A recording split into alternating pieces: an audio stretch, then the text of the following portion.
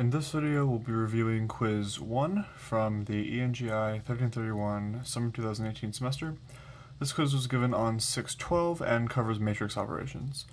This is a re-recording. The first video I made was, somehow it got corrupted, I don't know. So I'm just going to go through everything. And as you can see, I've already rewritten the matrices in table form. On the original quiz, they are just in a line format with commas and semicolons.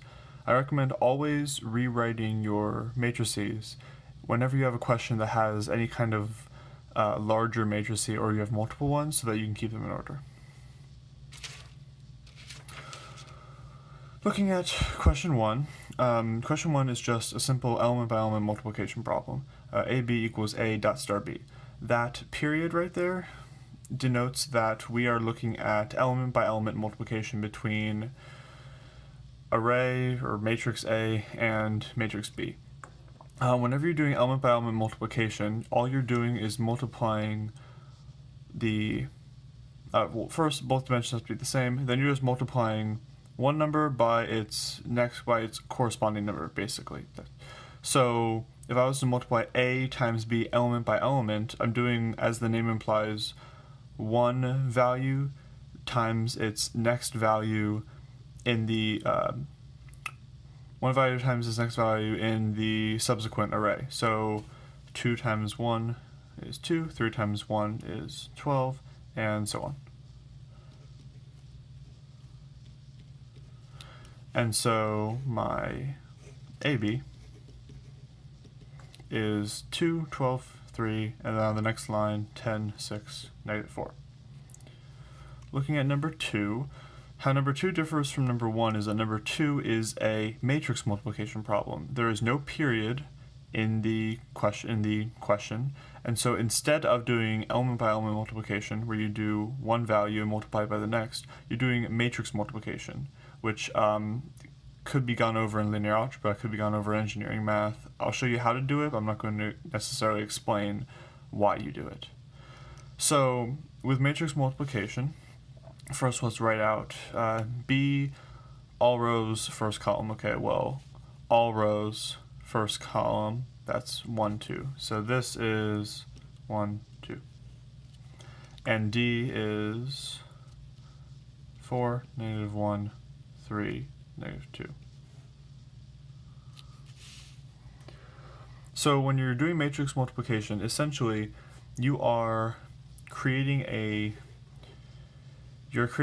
new matrix or vector based on the other two, okay? The process of this is first you'll check the dimensions of your two matrices. So D is a 2 by 2 and B is a 2 by 1. That means 2 rows, 2 columns, and 2 rows, 1 column. Check their inner dimensions. If they have the same inner dimensions, you can perform matrix multiplication on them.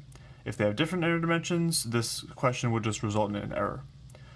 Then to see what the answer format is going to look like, look at the outer dimensions. So I see a 2 and a 1.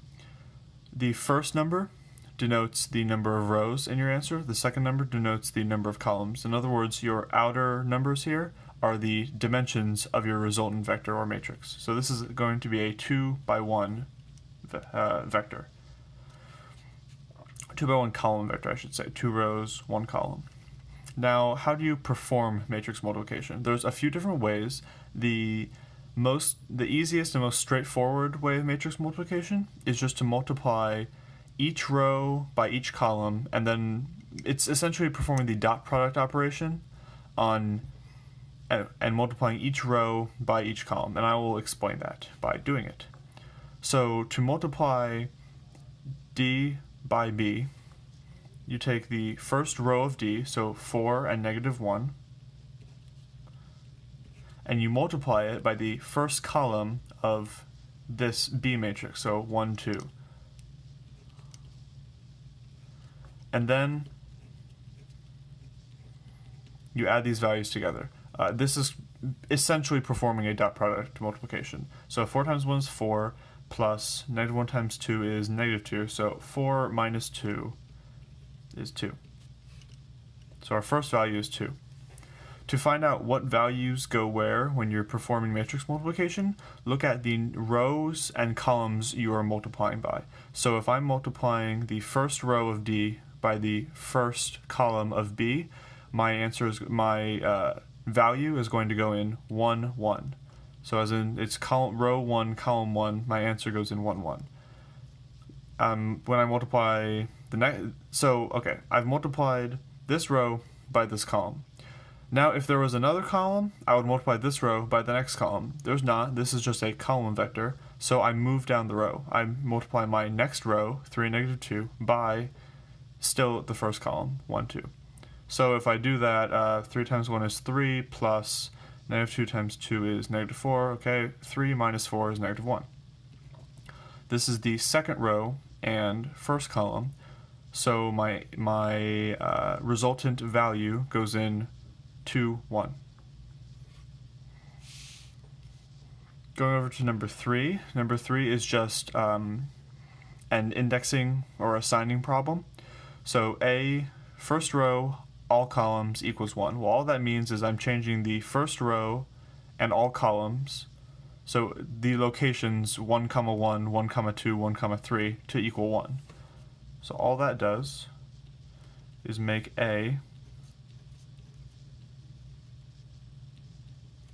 this 1, 1, 1, 5, negative 2, 2. All I've done here is convert all of these values, and I've defined them as 1. Moving to 4. This question is focusing on the bracket operator. In MATLAB, if you have a bracket, if you're setting something equal to a bracket, a vector, that tells MATLAB that you are removing that value from the vector. If you set it to 0, you'd make it 0. If you try to delete it, you'd get a 0 or not a number. If you actually want to remove it, use the bracket operator. So C in parentheses 2 equals a bracket. What that means is I'm removing the second value of C. So if C is 1, 3, 5, I'm removing the 3. So then C just becomes 1, 5. Last one, it's a little bit trickier than the others, but still, as long as you can keep your matrices in order, it shouldn't give you too much trouble. So A comma D, semicolon, this stuff for the C's and brackets, and then a B. The first thing you should do if you ever see brackets in brackets is it's almost like PEMDAS, you do parentheses first. Here, if you see inner brackets, look at them first. So C, 1 to 2. Okay, well, my C vector, 1 to 2, is 1, 3, 5. So 1 to 2, that's 1, 3. 1, 3. That's my C. C, 2 to 3, well, that's 3, 5. Now let's build Q. So if I look at Q in a table format, Q looks something like this. You have A, comma D, and then a semicolon. I'm going to call this C1 and this C2. You have C1 and C2 separated by a semicolon, comma, B. So the matrix I'm building looks something like this. Now let's plug in, let's first look at if all the matrix dimensions are going to, if you're ever building a matrix like this, just do it by hand. If you run into an issue, you know there's an error.